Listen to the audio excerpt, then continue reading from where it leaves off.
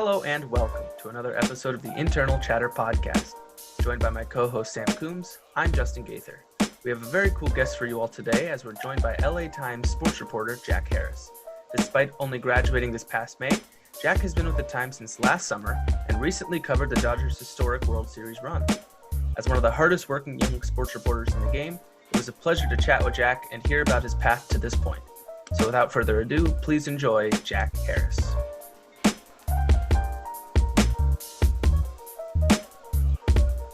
Hey, Jack. Hey, what's going on? Hey, what's going on, man? I'm Sam, by the way. Hey, nice to meet you. Good to meet you, man. How are we doing? I'm doing good. Can you guys hear me? Yeah, we hear you. Yeah, hear you just fine. You got us loud and clear? Yeah. Mm-hmm. Awesome. So you're in LA right now? Yeah. How's that adjustment been? It's been good. That first summer where you're not in Phoenix anymore is it's pretty amazing. Not 110 degrees. Don't miss the heat so much. A little SoCal breeze every now and again. Yeah, no, it's good. And a couple road trips to Arizona to kind of remind you. Right. Yeah. Awesome. Well, we'll get right into it then. And just kind of get going. Obviously, you covered the Dodgers this year, which is a pretty cool experience. How did that kind of coverage come about? It seems to me like if you are a beat writer for the LA Times, like that's a really desirable beat. How'd you kind of end up with it in this scenario? Yeah, so we're lucky that we have a pretty robust staff at the time. So especially our baseball coverage, we're staffed pretty well. So we have Jorge Castillo is our main Dodgers writer, and then the way that things kind of played out this year, knowing that we didn't want to have to, usually our baseball staff kind of all. So like last year, for example, I was doing a lot of Angel stuff too, in addition to Dodgers and other things. This year, we kind of separated out our staff a little bit more. So it was me and Jorge focusing on the Dodgers, which for me was a really awesome experience.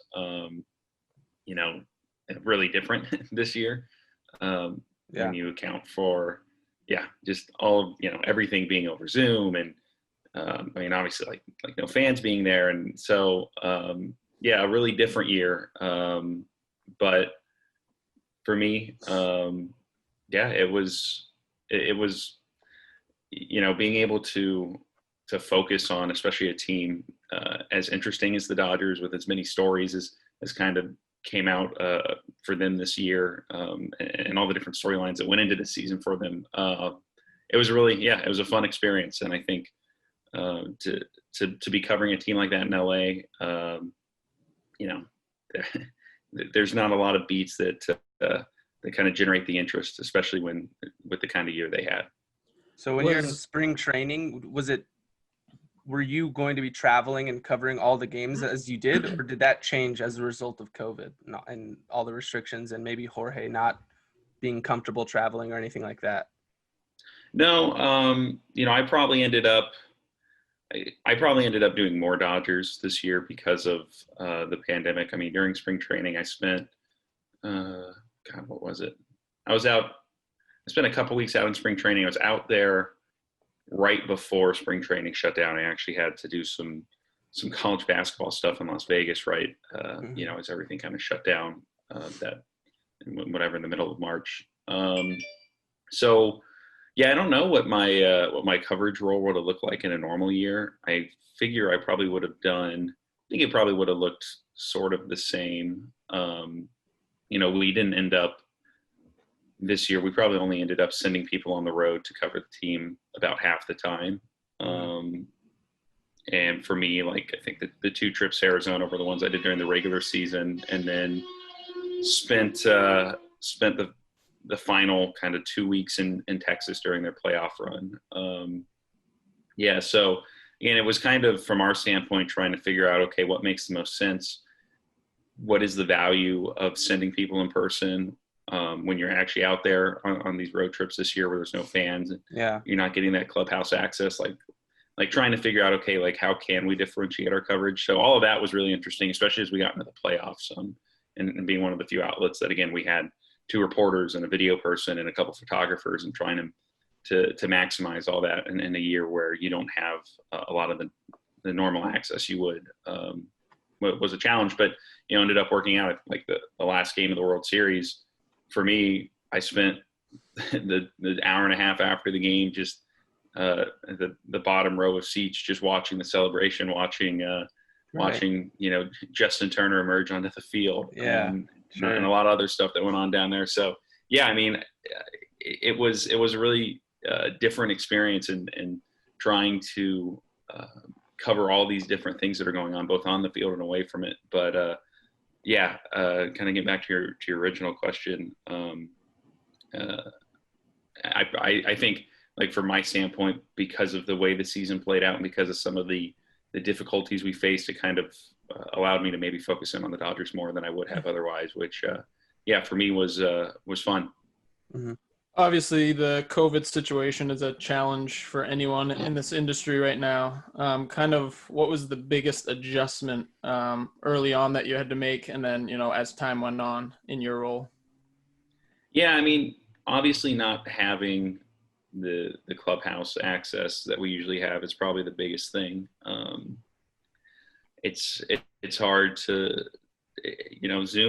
Zoom press conferences just don't allow you the same opportunities to either, dig for information. I think, like, some of the examples are just the inability to ask, when you're trying to get into a subject with a player, sometimes it takes 4 or 5 questions that are all pretty similar to each other to kind of peel back the layers, especially if it's something a player is maybe not like willing to come out right away and talk about. If it's a player who's struggling, or if it's something, if you're doing a profile about something in their personal background, it's a little awkward to just like come out and ask something like right away on a Zoom call. So I think, for me, the way I try to approach these things is seeing if there were kind of broadly interesting things that players would bring up on Zoom calls, and then trying to figure out how to report it out from there. So, like during the postseason, Walker Buehler mentioned when he would be asked about, he's a pretty good playoff pitcher, and when he'd be asked about sort of how that came about, he'd talk a lot about like, oh, well, I failed a lot in like my career and in college, and I've learned from those things. But he didn't really talk like specifically about what those were. So I knew I wanted to write about it. So for me, it became about, okay, how do I figure out what he's talking about, since I can't actually go up and ask him in the way I normally would want to. So that turned into talking to college coaches and people from his past, and kind of digging about it that way. And I think kind of broadly that was the biggest adjustment, is realizing, okay, we have to rely a lot more on people maybe outside the team, from these people's past, different ways to go about getting that information that usually really wouldn't be that hard to get, where you could just go up to a guy, when the clubhouse is open before a game, and ask him. I think honestly, for me, as a younger reporter who didn't have a lot of relationships on that team coming into the year, in some ways it was probably a benefit to me, because I wasn't missing out on a lot of those kind of like relationships or normal sort of reporting avenues that I would have had. Yeah. But I think it's also like a good sort of reminder just about like how important it can be to make sure like your reporting is robust, and that you're making some of those extra phone calls, reaching out to some of those people that otherwise you might not feel like you need to, but can net some really good information, some really good nuggets, some really good anecdotes, and help tell a better full story. Yeah, it forces you to kind of add depth to stories that you might not do if you could just take the cop out of getting a bunch of quotes from a guy. But you mentioned a really good point that I wanted to bring up, which is kind of that rapport, that locker room rapport that, Sam and I both worked for the D-backs, and we were in the clubhouse after games, and you see the MLB.com beat writers, you see the Arizona Republic, the Athletic guys, and, for those guys, they're pretty chatty with most of the players because they recognize them. They cover them all season, every season. You kind of talked about it already, but were you nervous going into the year of like, these guys aren't going to know me, I'm just going to be some random guy over Zoom? Or kind of what was your mentality in terms of the rapport with these players? Yeah, I think going into, so I covered them a little bit last year, and then was around during spring training. So, I mean, even when you're around part-time, you develop relationships with some guys on the team. Yeah. And even just like the informal ones where it's guys that you kind of just casually talk to on the side that can lead to, kind of smaller but still like interesting stories. So I think for me,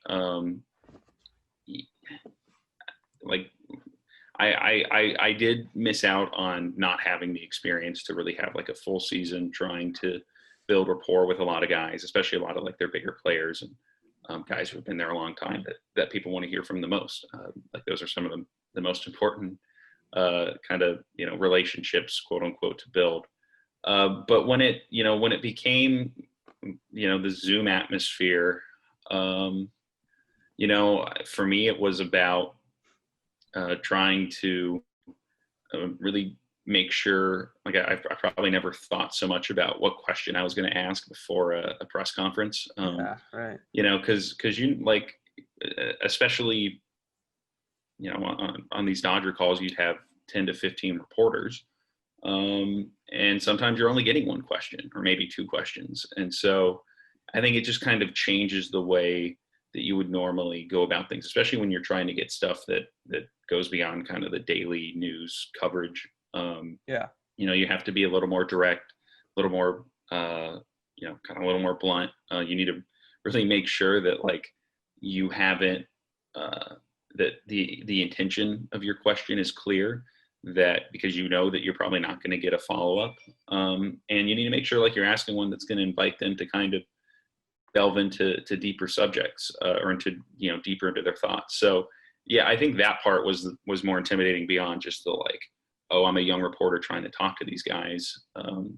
That's probably the nerves I would have originally had, is knowing like, okay, I got to have, I got to kind of make sure I have like good conversations with some of these players who don't know me yet.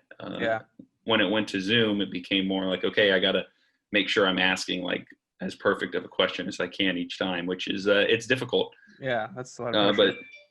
But you over the course of the year, you kind of figure out which players are going to be more likely to give you good stuff over Zoom. You can tell, during the course of a Zoom call, like, okay, this guy's into it today or he's not. So, it's little things like that you kind of figure out. I think during the regular season, we probably didn't have as many interesting stories as we would have otherwise, which is just kind of the nature of the situation we were in. But, that's not to say there weren't any interesting ones. I think like early in the year, AJ Pollock went into a lot of depth on a couple Zoom calls about some of the, he had a daughter during the pandemic who was born premature and opened up a lot about that.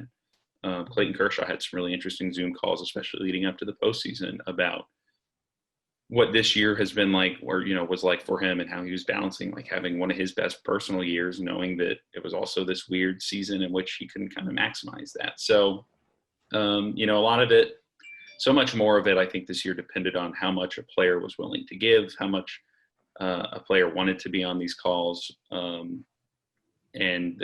probably the thing you miss out most about not being able to go down to a clubhouse is, over the course of whatever a full season, like everybody's going to have a day or a few days at least where they're going to give you good stuff. Where, yeah, when you're doing it all over Zoom, it's much more of a crapshoot, and it's much harder.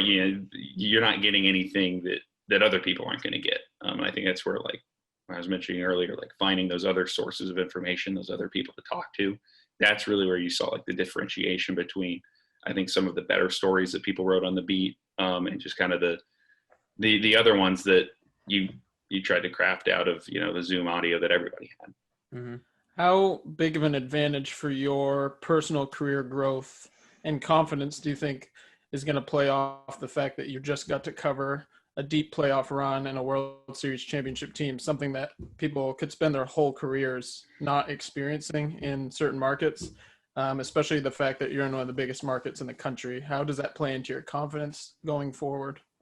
Yeah, obviously I've felt really lucky and fortunate that kind of things played out the way they did this year.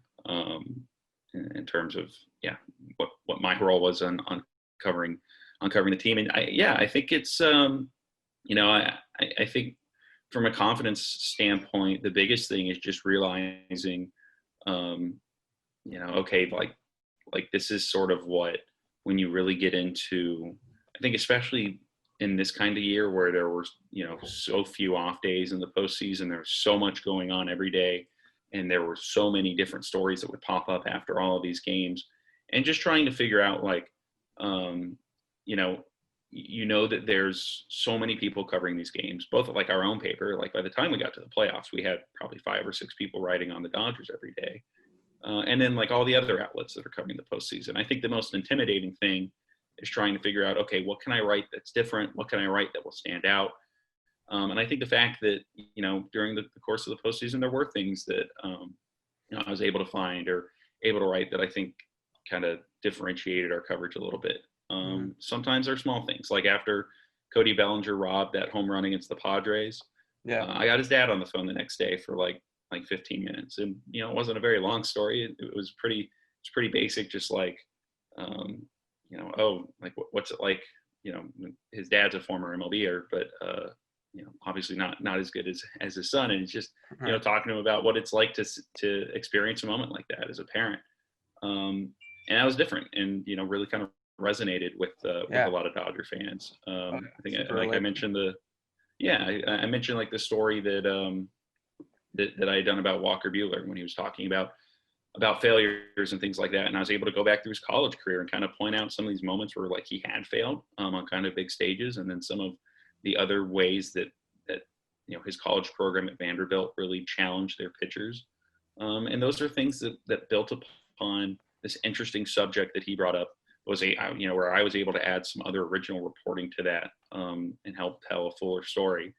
And then, being there, like being able to spend a couple hours down by the field, you get a lot of different stuff. Like obviously the Justin Turner thing happened at the field, but there were also these really interesting moments with Clayton Kershaw and his family, and the other players trying to communicate with their family members who are outside the bubble and had to stay behind the screen in the stands. So I mean, my biggest takeaway was just realizing, okay, like obviously a normal postseason is a lot different where you're in the clubhouse all the time. And, but for me, it was realizing that even in a situation where that there's a ton of stuff being written about the series, where that there's so much competition, that you can find those other stories that even as somebody who doesn't have, like I don't have like a ton of great sources like in the Dodgers front office yet. I'm not like,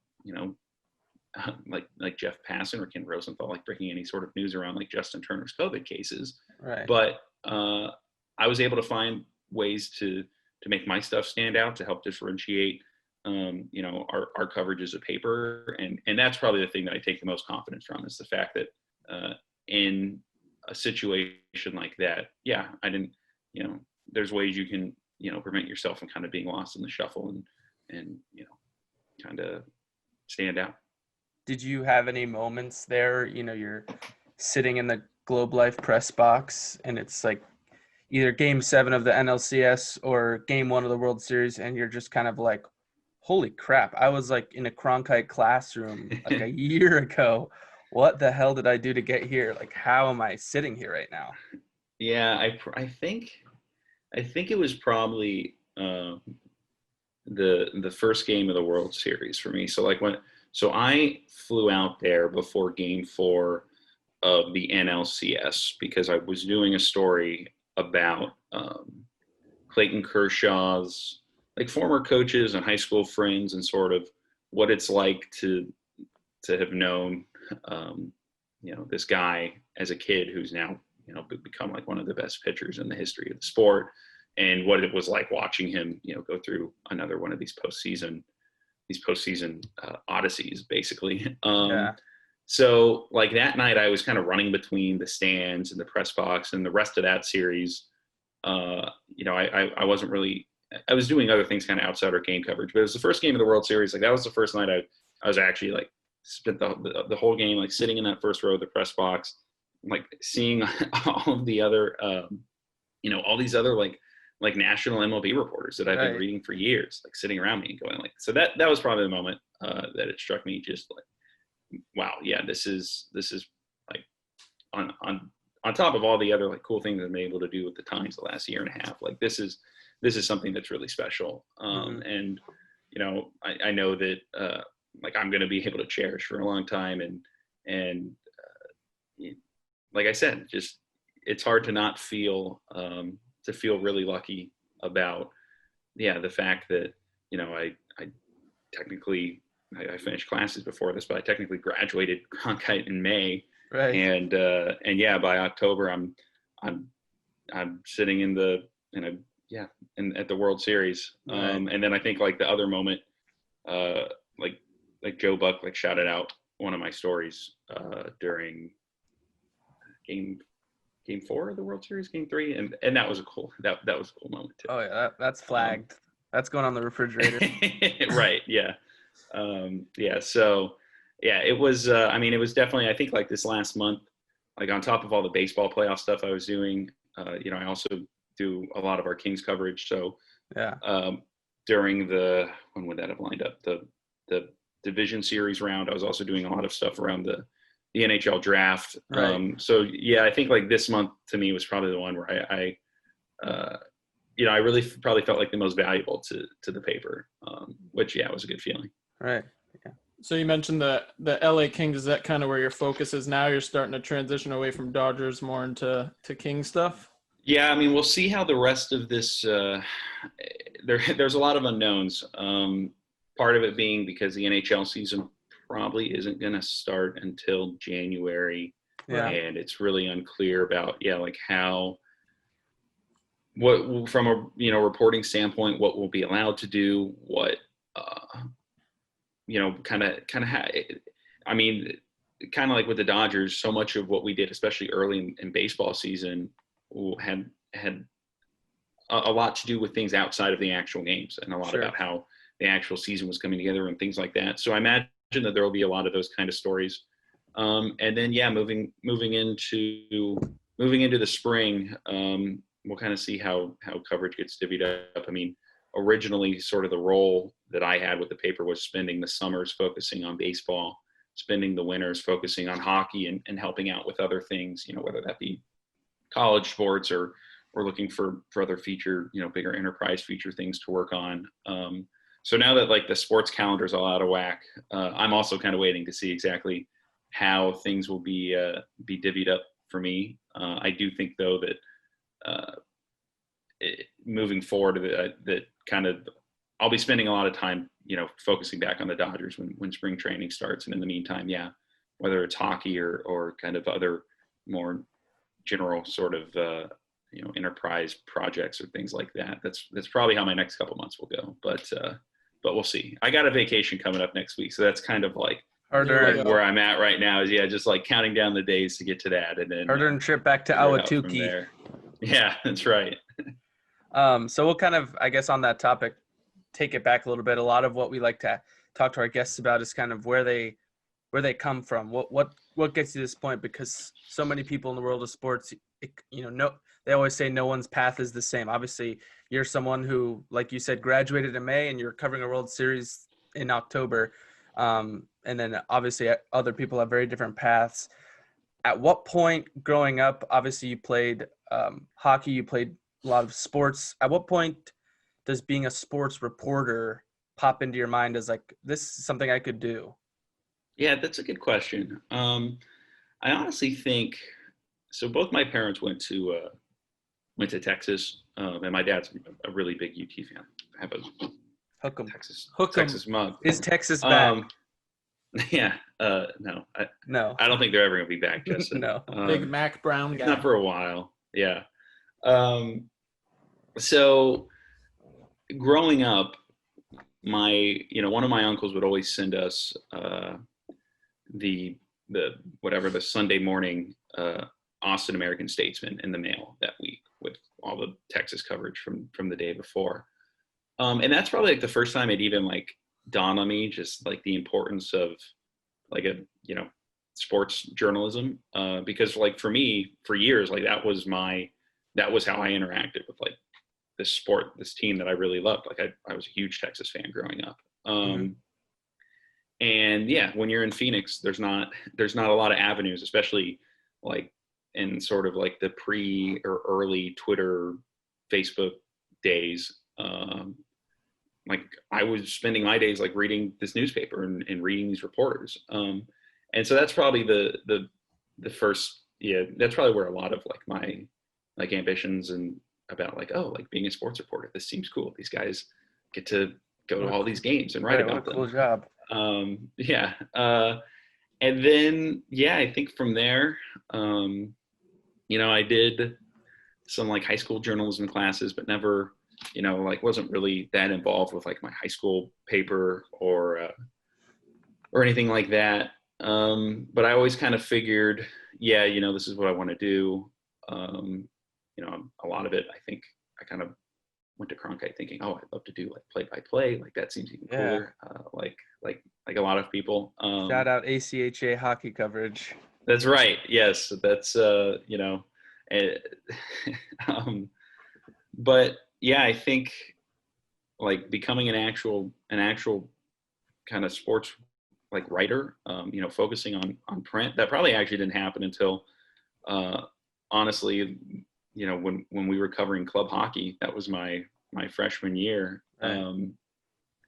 And it just kind of dawned on me like, well, if I just wrote, I'd be able to write all the time and like write about all these games, because like even like club hockey, for people who won't know, like Justin and I were on the great Walter Cronkite Sports Network club hockey coverage team, Big time. Was the big time, which was actually like fairly competitive for reps on camera and for play-by-play duties. You got what, intermission? Yeah, so like I was doing like intermission reports, and it dawned on me just like when I was watching these games, I was like, well, I could write stories about these games and have more to do during the game than just like waiting for the intermission report. 2-minute intermission report. Yeah, right. So that's probably like honestly for me like where a lot of that started, is just realizing like there's a lot of opportunity to write things, and you can get into a lot more context when you start writing. Certainly, so like that's probably the foundations of a lot of this, is just being a sports fan who was really conscientious, growing up, of just like, oh, I'm getting a lot of my information through these things I'm reading in the newspaper or on ESPN or what have you, and kind of then that is kind of realizing in college like, oh, there's a lot of things that especially print offer that really resonated with me, that kind of led to kind of blossom from there. Have you mentioned doing a little on-camera stuff in hockey. Has that transitioned at all into some LA Times work? Because a lot of times nowadays journalists are going hand in hand with TV spots, whether it's locally or in the organization. Has that happened at all where you're on television much or at all? Yeah, there hasn't been a lot of on-camera stuff. We have, I think probably the extent of it is we have on the Spectrum News channel out here, the LA Times has like a news hour every day. So they'll bring reporters on to talk about different stories that we've done for that. So outside of that, I would love to do more on camera stuff. We just haven't really had like a lot of those it's not really how we have things set up right now, which will maybe change in the future. We'll see. But for now, any sort of like on camera speaking stuff is limited to like radio hits and podcasts like these. But I think the doing all that kind of stuff in college though is like really helpful, especially when you start.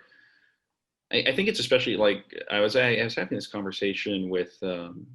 It's funny you ask, because my boss was actually asking me about on-camera stuff a couple weeks ago, but and I was having a conversation with him just about like some of the stuff I liked most about being on camera was the process of like either writing a script or writing openings to games, and it's just a very different kind of form of, or a different approach to like writing, and when you're thinking about how you, Right. Yeah. this is kind of nerdy stuff, but just like how you want to like punctuate words or kind of emphasize It's got a different different feel things. to it. It's got a different Yeah. feel. And that's probably the stuff I miss about on camera the most, is like writing scripts for like monologues on a, when you're anchoring or something like that. But yeah, all that stuff I think kind of, coalesces into just better storytelling, and it can happen in so many different forms that I do find myself a lot of times thinking about that, even when I'm just writing now, is sometimes if I get stuck thinking about, okay, well, if I had to write this for like a TV script, what would I do? And sometimes can just kind of like loosen things up, or lead to things that you wouldn't have written otherwise. Yep. Do you think you'd ever go back to broadcasting if an opportunity popped up? Maybe.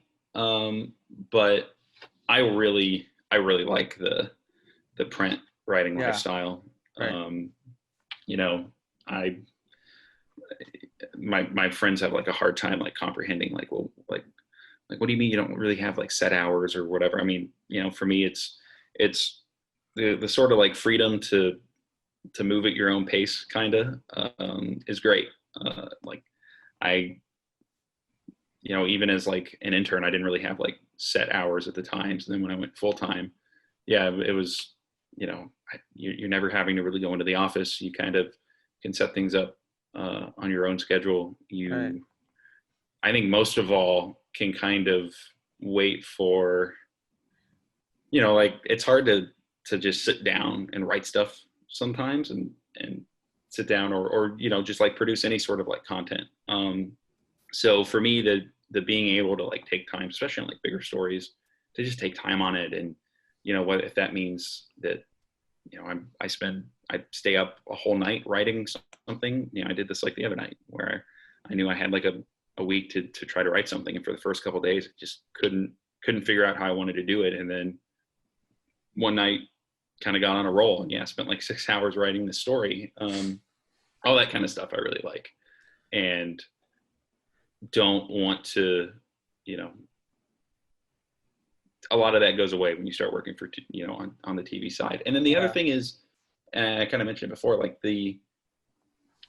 there's so much depth you can get into with written stories, that even like a basic written story that you can't get into sometimes on TV. There's a lot of context that goes into this stuff. And for me, it's just a little bit easier to tell the full scope of a story in print sometimes than it is telling it as a TV reporter. So, I think that like if there was I think you see in a lot of ways, like some of the best writers can then take some of that stuff and become kind of like long form TV reporters and things like that. Like obviously those sorts of things are really cool, but yeah, I think for me, I just really enjoy kind of the lifestyle of being a sports writer. It's a pretty there's not a lot of complaints, especially somebody who is young and right. doesn't have a lot of responsibilities like outside of my work. So it's good. People don't understand the schedule when you work in sports of having a Wednesday, Thursday back-to-back off, but then having to work 22 hours over the weekend. Like people don't understand. Right.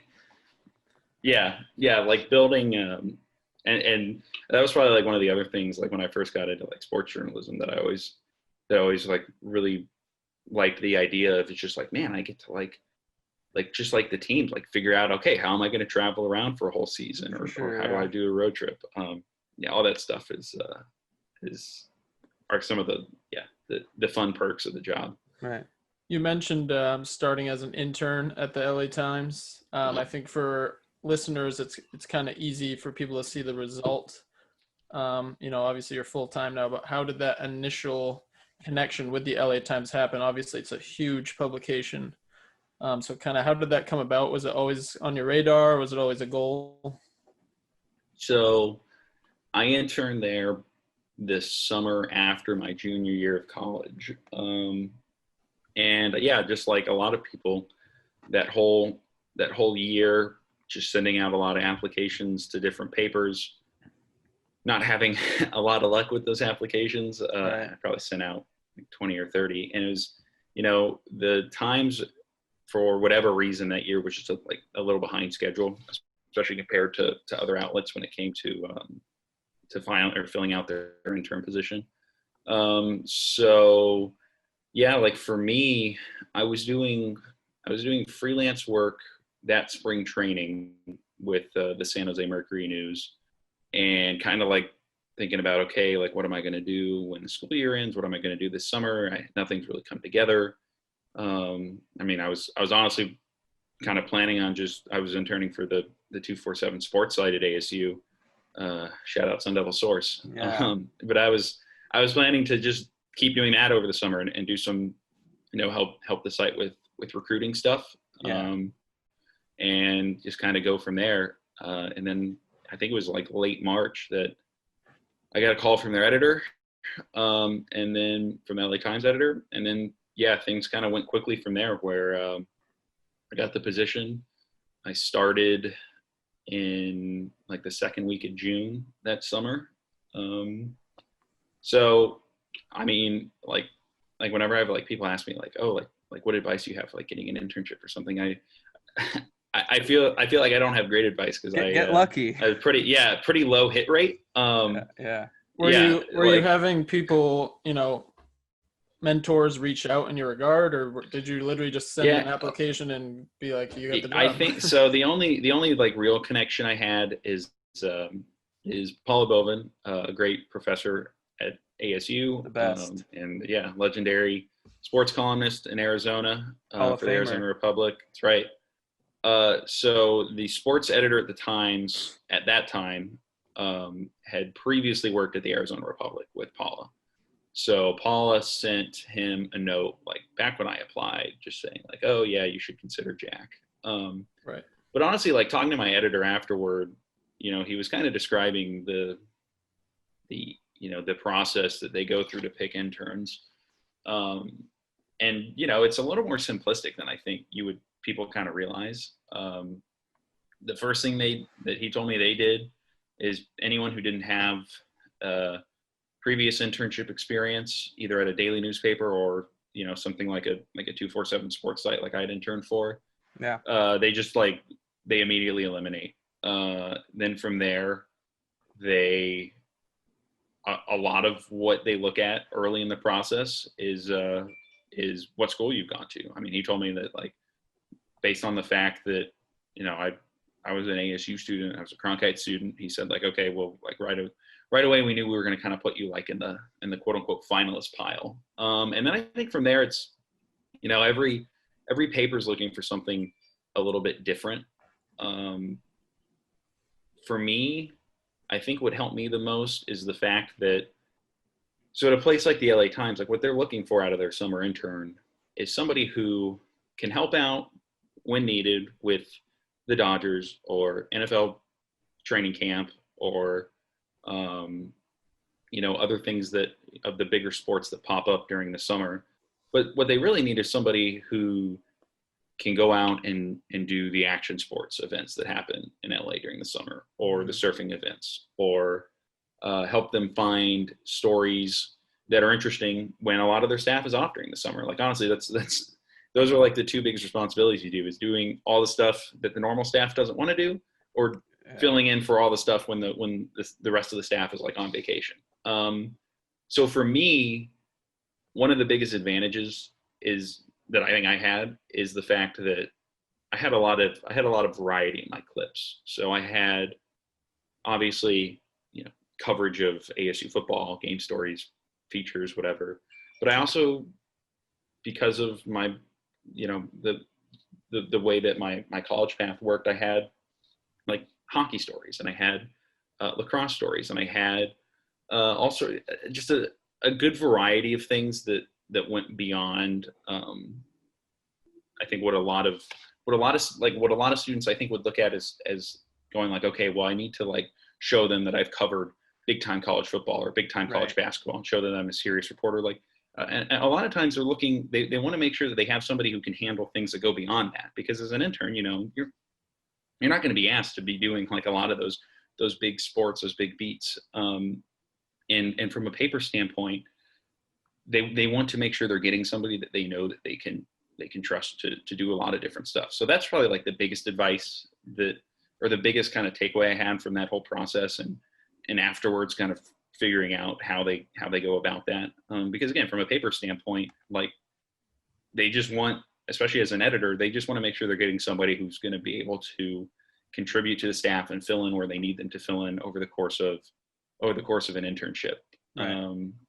And then, yeah, there's a lot of luck. Like, it's such a subjective process. Like, you got to have an editor whoever reads your stuff, like they got to your writing style's got to resonate with them.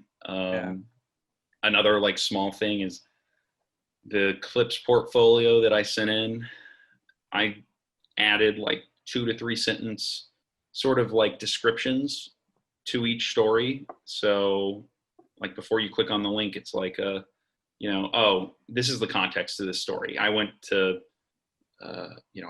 San Jose to report this, or this is how the story came together, or I put this all together over the course of 24 hours or 48 hours or whatever. Because, these editors, especially when they're going through like internship applications, they're just reading clip after clip. Mind-numbing. Yeah. So giving them something and like, okay, you're covering ASU, like a lot of the clips that I filed, I was assuming a lot of knowledge among my readers that like the LA Times editors aren't really going to have. So being able to set up some of that context before they go in and read stuff, I think is a good like small thing that people can do when they're looking, applying for internships, and again trying to find like those little ways to help yourself stand out. So differentiate yourself for sure. Yeah. So it was a combination of I had one connection to the editor at the Times. I had sort of the right kind of background and profile and clips that they were looking for. And then, it came together. So then how does that morph into a full-time opportunity? Is it a right place, right time? Someone leaves and Jack's right here, or? Yeah, it was a right place, right time thing. So we're very lucky at the Times that, we have an owner who is willing to put a lot of money and resources into the paper. He took over in 2018, so right before I got there as an intern, and went on a hiring spree, basically, really expanded the staff. And what that meant for the sports section was adding a couple general assignment entry-level positions, which they started looking for right at the time I got there as an intern. So for me, it worked out nicely, especially like the specific GA position I'm in is like baseball and hockey. So I had like the hockey experience that helped. I had, I did a lot. I ended up doing a lot of Dodgers coverage as an intern, which also helped a lot. And it became, by the time my internship was up at the end of August, I had been asking. We had a couple other openings that we had a USC, our USC beat position was open sort of like a month after I was there as an intern. And I just kind of casually asked my editor, like, hey, what would happen if I applied for this? And he's like, well, we already have somebody in mind for that, but we're going to have this GA position that opens. And like, we think that that's going to be a really good fit for you. And I was like, great. There you go. And that's how it came together. Convinced my Cronkite advisor to let me finish my I think I had 2 in-person classes left I had to take my last semester. So she let me move those online. I think a quite literal full-time job could supersede a couple final classes. Yeah, I think the biggest one was I had like they don't offer. So I was a sports journalism major, and like the sports journalism ethics class they didn't offer online. So like the biggest Doug Anderson coaching job I had to do was like, okay, well just let me take the normal journalism ethics one. You're like, I won't be there. Yeah. Sports J ethics is a classic though, but yeah. Right. So it was one of those things that, obviously is right place, right time, but also as an intern, what I was doing, especially like the second half of my internship, really ended up just being what I did for most of like my first year as a general assignment full-time reporter. And it was, I remember like the first week I was there as an intern, they bring all the interns together and have different people at the paper come talk to you. So like Bill Plaschke came in and talked to us. It mentioned that like on the sports desk, and there was another sports intern with me that summer, but he was like, on the sports desk, we've never had somebody, or the most stories, the most bylines somebody's had for us over the course of a summer is like 48 or something. He's like, you should make it your goal to beat that. So I made it my goal to beat that. And yeah, I think I ended up having like 60 something bylines, which, again, it's about going into an internship. Like for me, it was about like, again, how can I sort of make myself the most valuable to the paper, which ended up being a lot of random stuff, but also ended up being, I was going to Dodger games and Angel games. They're never both home at the same time. There's always somebody, I should rephrase, there's always one of those teams is home on a given night, basically. So I was just going out there like every night that I could. And at first that meant really not doing much beyond like transcribing quotes. But eventually, like, these baseball reporters, especially in a normal season where you're take off days. Going to the clubhouse. Yeah. And it can get, in the middle of like June, you can get like bogged down a little bit doing a notebook and a gamer every day. So like eventually, yeah, like Jorge started saying like, hey, we'll just do like the notebook today. And, after a few weeks of that, it's like, okay, we'll do the game story today. And then by like the last month of the year, like I was rotating in there, like leading our, as the only guy like doing Dodgers some nights. So cool. Yeah, it's like finding those ways to show that you can be valuable and that, to make them almost sort of like forget that you're an intern, which is not easy. And every internship is different in what they allow their interns to do. And luckily for me, I was at a place that had a lot of, that gave me a lot of freedom and sort of gave me opportunities that I'm not sure every paper or, other internship would give. But yeah, it worked out. And again, it's like simple stuff, but just kind of finding those ways to contribute, finding those different ways to help yourself stand out, much like, doing the playoffs this year. It's okay. This is a somewhat intimidating position, but there's always like ways to tell interesting stories and go about this job.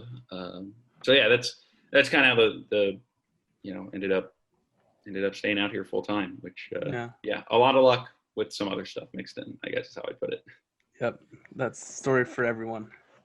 Yeah. I think just the craft of writing is an interesting one. I think a lot of people would consider themselves a good writer, but I think it's really difficult to be a great writer. Can you kind of get into maybe what the difference to you between a good writer and a great writer is?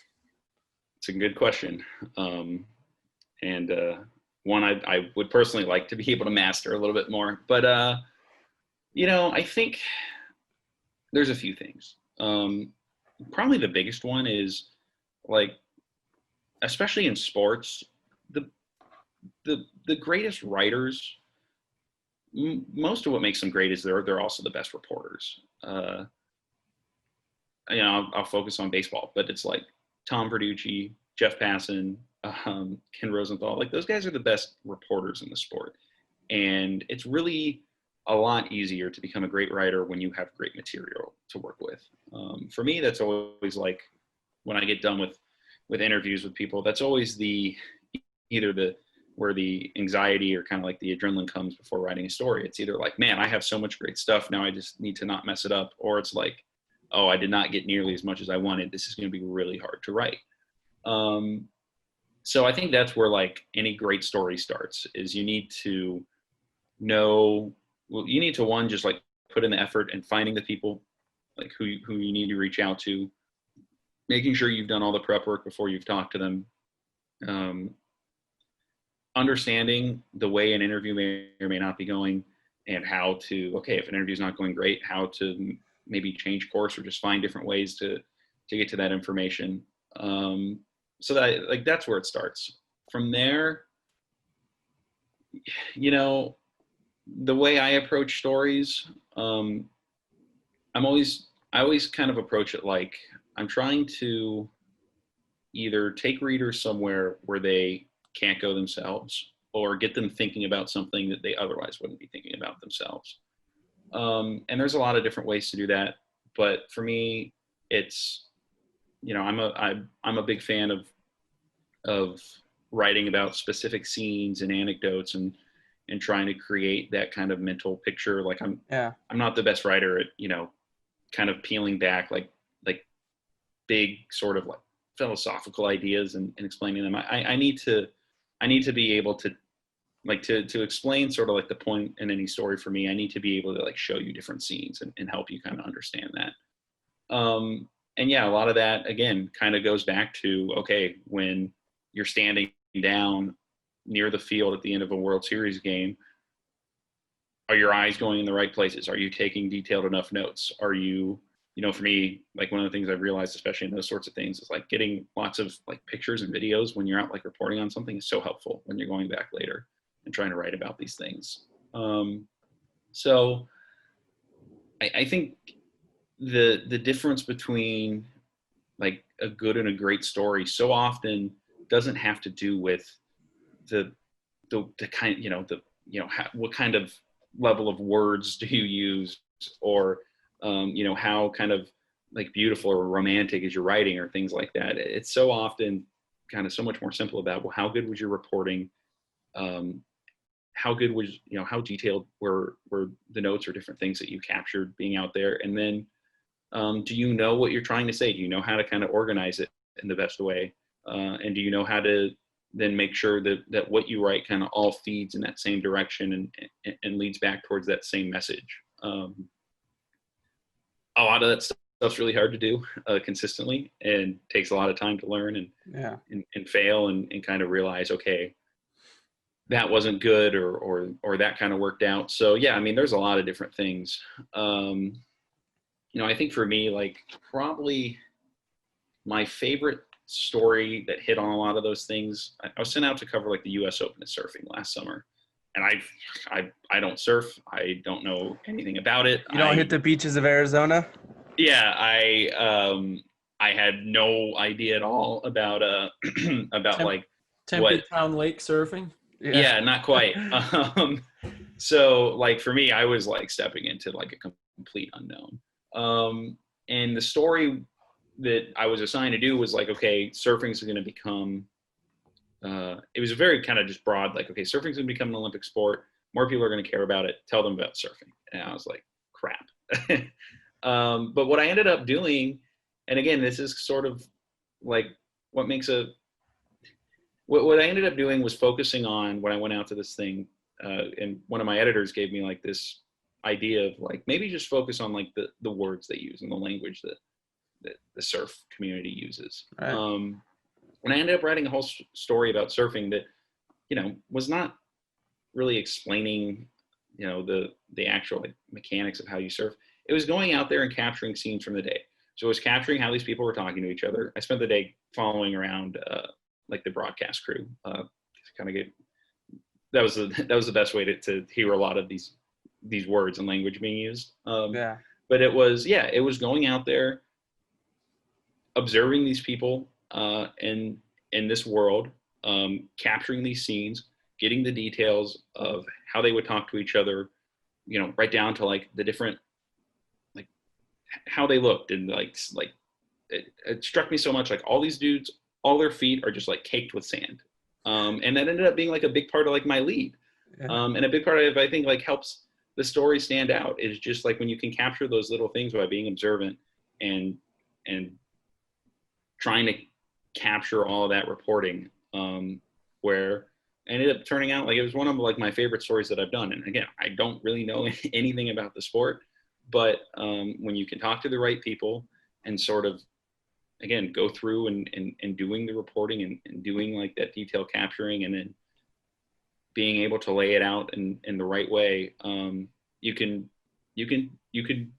really find a lot of ways to tell a story in a really good way. And it just takes time to get there. But yeah, still, like I said, still working on it. I wish I wrote a lot more great stories than just ones that I kind of feel are the more mediocre category, but getting there. And I think the biggest thing is just, doing it over and over again, getting yourself outside of your comfort zone as much as possible. That's how, to me at least, you kind of learn how to pull back some of those layers and get to like that next level of reporting and writing that you want to get to, especially as a young reporter, because eventually, you want to focus on one beat or one sport or whatever. But if you can have like that background of knowing how to go about things and all different sorts of situations, it'll help a lot. Yeah, definitely. You kind of a final thought here. You've talked a lot about these various sports writers, these big guys that you look up to. You've talked about Bill Plaschke, obviously a really well-known LA Times writer. I recall seeing on my Twitter timeline him, quote tweeting, I think, a story that you wrote during the World Series or the NLCS or something. And I believe he referred to you as the young phenom Jack Harris. What does that do for your psyche when you see a guy like that who's not only well known in the LA area, but he's on Around the Horn. He's a regular there, so he's well known for pretty much all sports fans. You see a tweet like that. What does that mean to you? Like you've kind of talked about, you're a young guy at a huge publication. What is that support system? What does that do for you? Well, I mean, I slipped him a 50 for that, so I was kind of so that was I was almost expecting something better. Yeah, that was a paid ad. Gotcha. Okay. Yeah, I mean, that's probably the thing. Like, I'm most thankful for about being at the time specifically is how supportive and helpful like everybody at the paper is. I'd never been in a forget a big daily metro paper as big as the Times. I'd never been around like any sort of like truly professional environment where I was only surrounded by other professionals before I started interning there. Right. And so like I was just figuring like, I don't know, whatever my expectations were, working for the Times has really surpassed them. And I think a lot of it is, for me, I think the expectations that a lot of like veteran reporters have for a young reporter are probably somewhat like, I won't say like they're low, but I think that there's a lot of things you can do, especially as a young reporter, that can either surprise or impress people that you probably don't. That probably doesn't happen when you've been working in the field for 20 years. So it's like simple stuff, like I mentioned, like as an intern, going out to a Dodgers game, even when I didn't have a story to write about, and helping transcribe interviews, like that kind of stuff. Like people go like, oh wow, okay, this guy is trying to help, is trying to chip in where he can. It's trying to be, again, this all sounds so like cliche, but it's like honestly trying to be like the trying to work as hard as everyone else at the paper. I think one of the great things about being at a place like this is one of our columnists I was talking to about, and he said, at a place like this, everyone's job is like their biggest priority in life. That's the only way you most people end up getting to a place like the LA Times is for a lot of them it takes like a whole career. That's why I'm pretty lucky. But you have to go in there with that sort of mindset. Is getting to that place where you feel like I deserve to be here. I've kind of earned this place, and making sure that your actions kind of follow that. And that's a hard place to get to. Like for the first year, it was really intimidating every time I'd be there. Like I was intimidated every time I had to talk to my editors. I was intimidated like every time I tried to pitch a story or had to go in for edits, or, was talking to another reporter or trying to help, or like there's a lot of ways where you feel like self-doubt about, okay, am I doing this right? Am I, do people like, do I look like a fool to people? It's all that kind of stuff.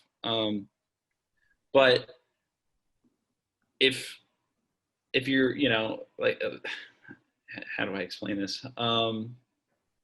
I'll go back to like the tweet that you mentioned. So seeing something like that to me was more like an affirmation of like, okay, all these little things that I've been doing, all the trying to work really hard and trying not to take stories off and all that kind of, like, all that stuff does eventually get noticed, or probably it gets noticed if it becomes very clear if you are making mistakes, if you aren't putting in the right effort, if you aren't taking the right approach.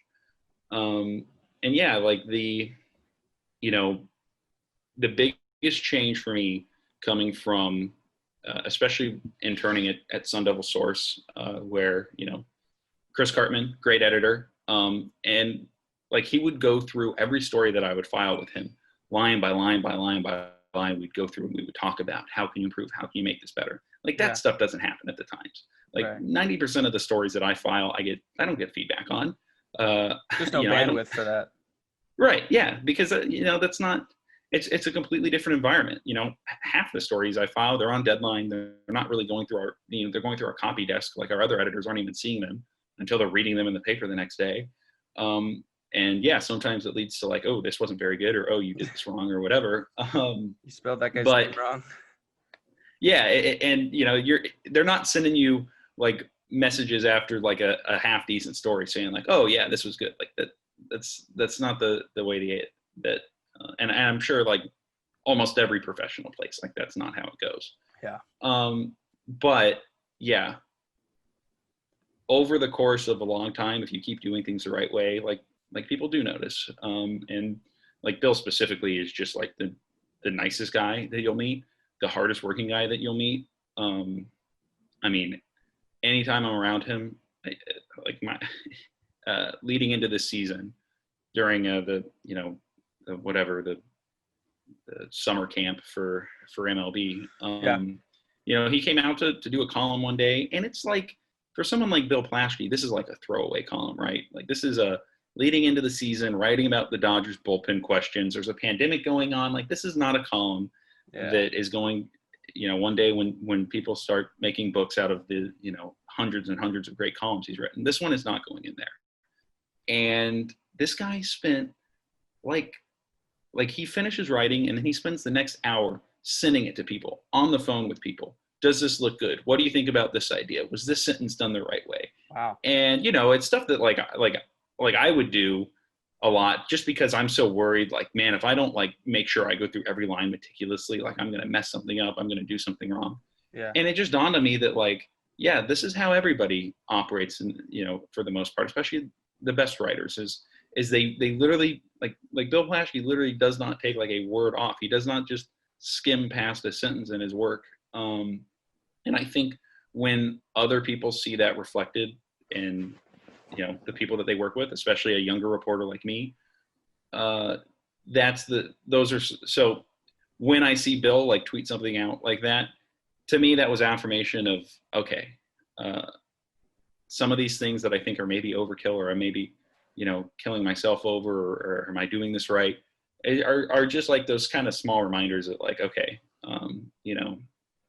for all of the self-doubt I feel so often in this job, I'm at least probably on the right track. Right. So, and yeah, it's hard. I think any young reporter kind of, regardless of what paper you're at, if it's the LA Times or, a small paper in like New Mexico, like I think anybody goes through, or even just as a student reporter, like I think everybody goes through those moments of self-doubt and not knowing if what they're doing is Definitely. Either right or good enough or whatever. And if you're not feeling that, like I think it's good to feel that. If you're not feeling that, like you better be a pretty damn good like reporter and writer already, because that confident. This is perfect. Yeah. Yeah. I think it's just a matter of you wanting to do well, and just I mean, we went through it at the Diamondbacks. People go through it. I mean, you just want to do well, and you're not sure like early on what's going on. Right. Yeah. And because you feel like, again, like you feel like, okay, I'm pretty sure I have the right foundations. I'm pretty sure I have the right habits and approach and ideas about how to go about the job, but you don't know until you're into it. So yeah, for me, like those are the things that, those are my biggest takeaways for small moments like that or whatnot. And yeah, like I said, I know not every columnist, especially one of like Bill Plaschke's standards would be, or stature would be doing stuff like that. Not every paper would be as, again, I can't say enough good things about like the sports department at the LA Times and what my experience has been like. Another paid ad. That's right. Yeah. And now they're paying me to say Today's this, episode is sponsored by the LA Times. But yeah, but I know like this is not the only environment that's like that. I think I think for the most part, a lot of newspapers or other outlets that you go to work at or teams that you go to work for. Yeah. I feel like most places probably kind of help give that same feeling. Definitely. And yeah, as a young reporter or just a young person working in sports, kind of understanding that balance between okay, this is going to be hard. People are going to challenge you. You're going to challenge yourself. Like I said, there's going to be a lot of self-doubt, but also you're going to be surrounded by people who, if you're doing the right things, are going to help you as well. So yeah, I think for me, that's kind of what that, a tweet like that is just a reminder of, we're on the right being path. on the right track. Yeah. And knowing that people around you are noticing that as well and are helping you along as well. Yeah. All right. Sam, you wanna take it or Go for it. all right. So we ask all of our guests the same question to end every episode. So it's Okay. kind of a common thread, super serious question. It's going to be controversial. Oh boy. So the question is, you're driving around Ahwatukee, you just grabbed, a nice lunch with your family. No, not with your family, by yourself. You're driving Okay. down the road, you're alone. This song comes on the radio.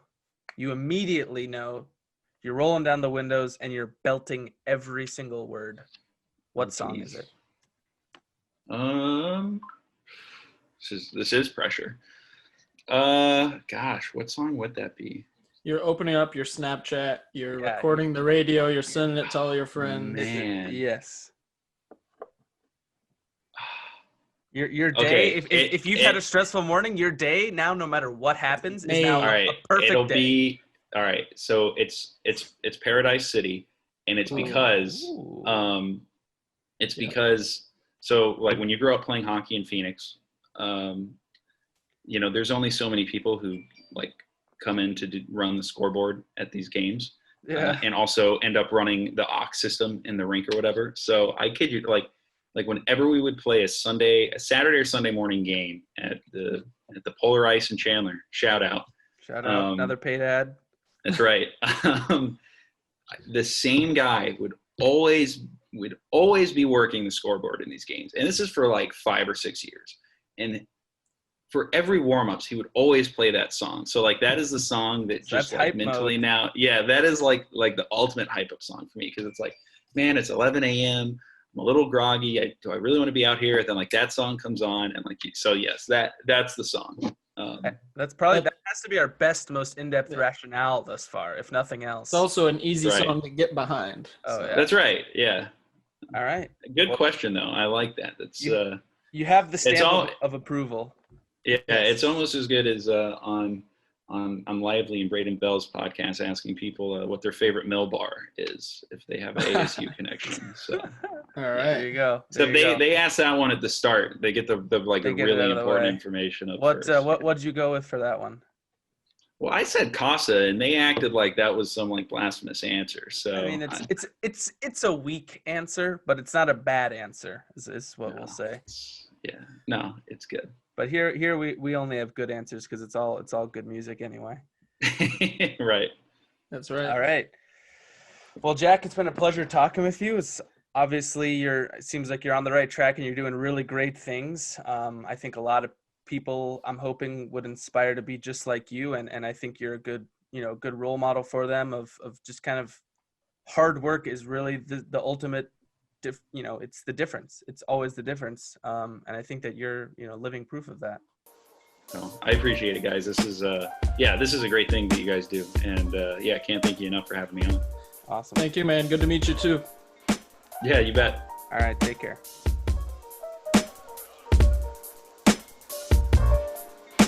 Thanks for joining us on a new episode of the Internal Chatter podcast. We'd like to extend a thank you once again to our guest, Jack Harris, for joining us, as well as our brilliant editor, Jacob Franklin, and our social media content coordinator, Steven Ontiveros. For Justin Gaither, I'm Sam Coombs. Stay tuned, folks. We'll chat soon.